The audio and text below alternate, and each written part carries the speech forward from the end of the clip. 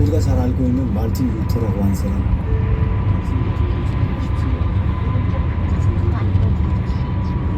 것처럼 천주교 안에서 행위를 통해서 의롭게 되려고 얼마나 노력을 했습니까?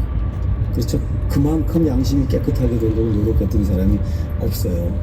많은 고행을 하고 말 그대로 영혼의 어두운 밤을 몇 년이고 10년이고 15년이고 지나는 동안에 그의 영혼이 하나님 앞에 완전히 사로잡히게 되는 그 순간에 하나님께서 비텐베르크 에큐레 성문에 95개절 박는 그와 같은 일을 하도록 그렇게 이끄시는 거거든요. 그러니까 그와 같이 고뇌의 시간, 왜 이런 일이 생기는가? 그렇죠? 하나님께서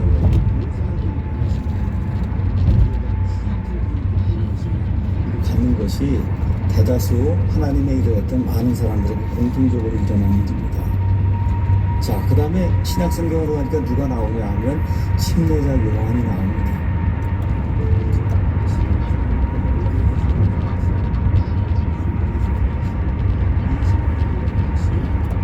영혼의 어두운 밤을 광야에서 지내면서 거기에서 영이 강건해진 상태에서 이 메시아를 사람들에게 선포하기 위해서 이 회개하라고 하는 그런 말씀과 함께 나타나게 되잖아요.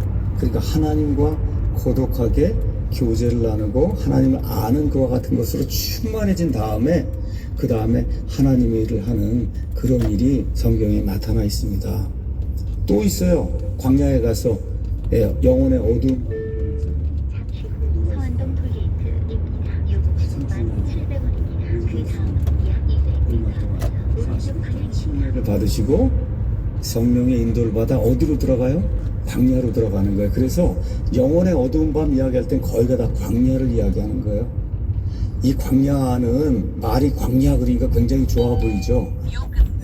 넓은 들이다 이런 뜻이잖아요. 광야. 뭐 나중에 이제 계기가 돼서 여기 이집트에서 그 다음에 를 타고 그리고 이제 가는 그런 같은 거 여정이 있는데 거기를 한번 가서 보시면 광야가 이런 데구나. 말 그대로 밤이 되면 풀 한 폭이 거의 없습니다. 거의 없어요. 그렇게 메마른 데가 광야예요. 그러니까 그 안에 들어가면 하나님 외에는 내가 의지할 데가 없습니다. 이렇게 고백하고 하나님만 찾을 수밖에 없는 그런 환경이 되는 그런 장소가 광야예요. 그러니까 하나님의 일을 하려고 하게 될 때 그때 준비하는 그런 기간, 하나님 외에는 내가 의지할 데가 없습니다 라고 고백을 하며 하나님께 매달리는 그와 같은 때, 그와 같은 그 처소, 그게 어디가 됐든지 그걸 우리가 영혼의 광야라고 이야기할 수 있는 거예요. 영혼의 광야. 그러니까 이게 사도 바울이 3년 동안 아라비아 갔다고 하는 게 지금 가서 보니까 성경에 나오는 하나님의 일을 했던 사람들의 공통적인 패턴이라는 거 이해가 되시죠? 공통적인 패턴이에요. 성경에서 하나님의 큰 일, 사명을 받아서 그 큰 일을 실제 수행하려고 이렇게 공적인 사역을 시작하려고 할 때 많은 사람들이 공통적으로 영혼의 체험을 했다는 거. 고독하게 하나님 의지하는 그런 시간. 근데 말씀드렸듯이 사역을 시작하기 전에도 이와 같은 일이 있고 어떤 경우에는 사역의 중간에도 있고 어떤 경우는 사역하는 동안 여러 차례 영혼의 이 고독의 시간이 오게 된다. 많은 경우 성도들에게 영적인 우울증이 발생하기도 합니다. 여기에 대표적인 사례가 스폴전 목사님입니다. 스폴전 목사님 말 그대로 설교의 황태자예요. 그렇게 설교를 잘하고 사람들을 하나님께로 인도하는, 여러분 지금부터 한 100년, 120년 전에 마이크가 없을 때예요. 마이크가 없는데 2만 명 대중을 놓고 여러분 설교라고 그 정도 했으면 여기 이 파워가 얼마나 컸겠어요.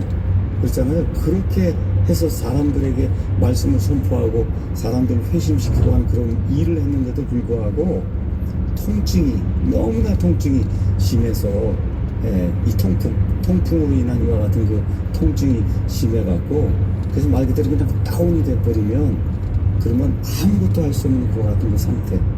이런 일이 스펄전에게도 있었다고 이야기하고, 제가 언젠가 지난번에 한번 이야기했듯이 존 파이퍼 목사님도 그냥 중년이 지나면서 어느 날 갑자기 그냥 울음이 쏟아져 나오기 시작을 하면서 이 영적인 침체기를 갖는 그런 일들이 있었다. 우리가 욥의 이야기를 알잖아요. 욥에게도 약 1년 동안의 영혼의 어두운 밤을 지나는 그런 때가 있었거든요. 그걸 통해서 하나님과 더 친밀해지는 그와 같은 일이 있었던 거예요. 왜 이런 일이 발생하느냐? 사도 바울의 표현을 따르면 이런 것 같습니다. 한번 가서 고린도후서 4장 보겠습니다. 고린도후서 4장. 인간이 어떤가를 아마 바울이 인간이 어떤 존재인가 하는 것을 이런 영혼의 고독의 시간을 통해서 아마 깨닫지 않았을까, 우리가 그렇게 살펴볼 수 있습니다. 4장 7절에서 13절. 그러나 우리가 이 보배를 질그릇 안에 가지고 있나니 이것은 뛰어난 권능이 하나님에게서 나며 우리에게서 나지 아니하게 하려 합니다. 우리 안에 예수님이라고 하는 그와 같은 보물을 가지고 있는데, 우리는 어떤 존재냐? 질그릇에 지나지 않는다는 거예요. 질그릇. 우리가 사방에서 고난을 당하나 괴로워하지 아니하며 난처한 일을 당하나 절망하지 아니하고 핍박을 받으나 고난받지 아니하고 우리가 항상 주 예수님의 죽으심을 몸에 짊어짐은 예수님의 생명 또한 우리 몸에 나타나게 하려 함이라. 살아있는 우리가 예수님으로 인하여 항상 죽음에 넘겨짐은 예수님의 생명 또한 우리의 죽을 육체 안에 나타나게 하려 함이라. 그런즉 이처럼 사망은 우리 안에서 일하고 생명은 우리 안에서 일하느니라. 기록된 바 내가 믿었으므로 말하였노라 한 것 같이 우리가 같은 믿음의 영을 가졌으니 우리도 믿음으로 또한 말하노라. 또 주 예수님을 일으키신 분께서 예수님을 통하여 우리도 일으키사 너희와 함께 드러내 보이실 줄 우리가 아노라. 모든 것이 너희를 위하여 있나니 이것은 많은 사람의 감사를 통하여 풍성한 은혜가 넘쳐나서 하나님께 영광이 되게 하려 함이라. 이런 까닭에 우리가 낙심하지 아니하노니 우리의 겉사람은 썩어 없어져도 속사람은 날마다 새로워지는도다. 우리가 잠시 받는 가벼운 고난이 우리를 위해 훨씬 더 뛰어나고 영원한 영광의 무거운 것을 이루느니라. 우리는 보이는 것들을 바라보지 아니하고 보이지 아니하는 것들을 바라보나니 보이는 것들은 잠깐 있을 뿐이나 보이지 아니하는 것들은 영원하니라. 이와 같은 그 말씀이 이 영혼의 어두운 밤을 통과한 경험이 없는 사람에게서는 나올 수 없다는 거예요. 그러니까 이 영혼의 어두운 밤을 통과하는 가운데 내가 무슨 큰일을 하든 무슨 주님 위해서 사역을 하든 이게 나에게서 나오지 않는다. 나는 질그릇에 지나지 않는다. 또 어떤 것도 알게 되냐? 앞으로 사역을 하는 가운데 죽을 고생을 할 거란 말이에요. 그렇죠? 이런 가운데 예수님의 생명도 또 나타난다는 것. 이런 모든 것들을 이 아라비아 광야에서의 영혼의 밤, 어두운 밤을 이렇게 통과하는 가운데 하나님과의 그 묵상, 하나님의 말씀 연구 이런 걸 통해서 바울이 확실하게 체험을 하고 확실하게 확신을 가지고 나온 이후에 다마스쿠스로 다시 돌아가서 예루살렘으로 가서 하나님의 말씀을 선포하는 공적인 사역을 드디어 시작하는 일이 성경에 이제 기록이 되어 있는 겁니다. 그러니까 이거 아라비아 3년이 이거 별거 아닌 것 같아도 실제 제가 말씀드린 대로 성경에 나와 있는 그 위대한 그런 사람들의 일생을 이렇게 살펴보면 공적인 사역을 시작할 때 그 중간에 이와 같은 영혼의 어두운 밤이 늘 있었다는 거, 이거를 우리가 꼭 기억을 해야 된다는 겁니다. 그래서 아라비아 광야 체험의 결론은 뭐냐? 아마도 바울은 아라비아 3년, 그 광야 3년 사는 동안에 하나님과 대화하고 자신의 일을 계획하고 앞으로 해야 할 일을 위해서 아마 무장을 했을 거다. 여러분, 다른 제자들하고 이 사울하고 지금 차이가 있어요. 베드로를 비롯한 다른 제자들은 최소한 3년 이상은 예수님하고 같이 동고동락했죠. 바울은 그게 없잖아요. 그게 지금 여기 아라비아 광야 3년의 체험이다. 여러분 이해하시겠죠? 공짜가 없는 거예요. 딴 사람들은 예수님과 3년 동안 동고동락하고 어려움 겪었는데 바울은 아무것도 안 하고 그냥 예수님 만나자마자 나가서 뭐 한다 그러고, 이거 공평하지 않잖아요. 그렇죠?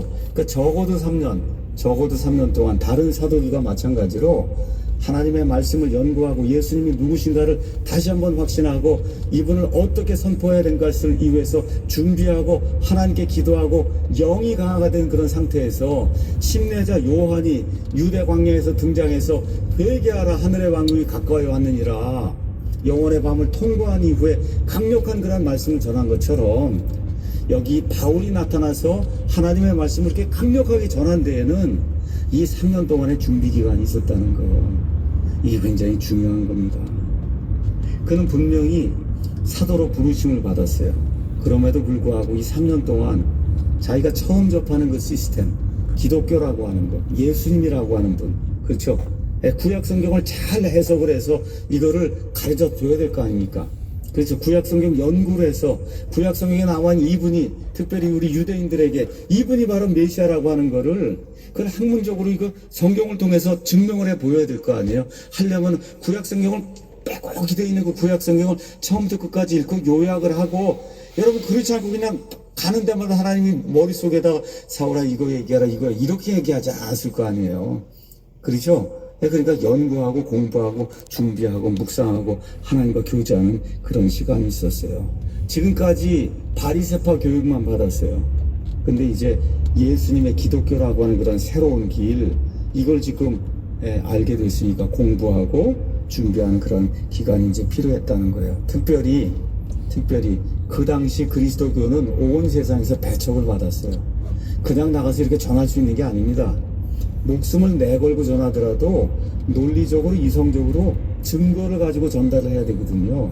그걸 하기 위해서는 준비하는 그와 같은 기간이 필요했다. 그래서 반즈가 이렇게 이야기합니다. 사도 바울 회심 이후 공적인 사역을 하기 전에 이 3년 정도의 아라비아 광야 체험의 준비 기간이 아주 중요했다.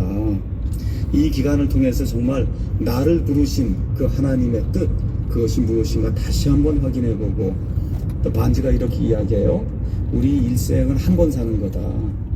그 한 번 사는데 내가 이 사역을 하는 가운데 내게 주어진 이 인생을 가장 값지게 살 수 있는 방법이 무엇인가 준비해야 된다는 겁니다.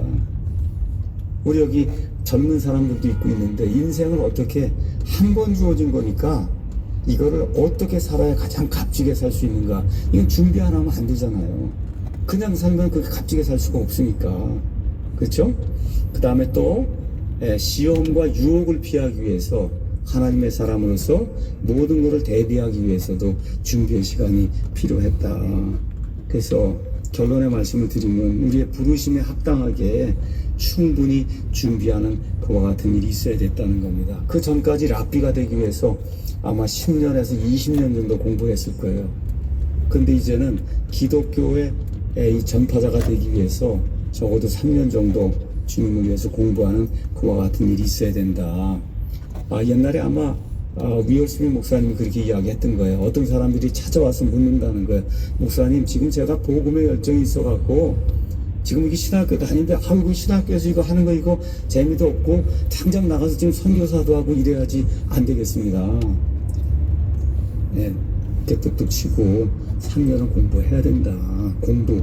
그렇죠? 성경 말씀을 공부하고 나가서 제대로 전해야지. 지금 열정만 있다 그래갖고 나가서 이게 그렇게 전달이 안 된다는 겁니다. 그래서 목사가 되기 원하는 그런 분이 있으면